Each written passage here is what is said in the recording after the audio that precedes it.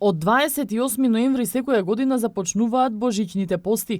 Ова е еден од 4 најголеми пости во годината. Преку него и телесно и духовно, луѓето се подготвуваат за празникот Божич. Поради тоа е наречен и рождествен пост.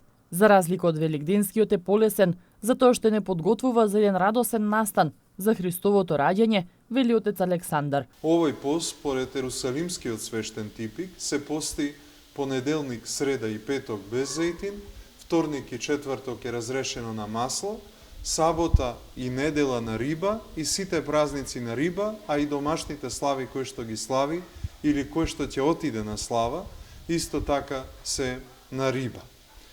Значи, ова е типикот што се однесува до исхраната во врска со овој пост. Но, освен исхраната, потребно е исто така во текот на постите да се исповедаме, да се покаеме за нашите гревови, колку што можеме според силите да доаѓаме на богослужба и да се причестуваме со телото и крвта Христови.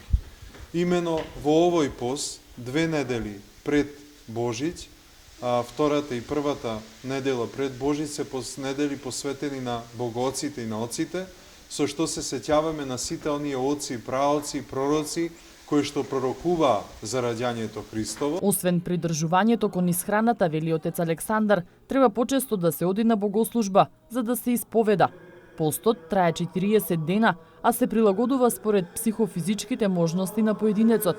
Единствено последниот ден пред празникот, на Бадник, се пости со строг пост.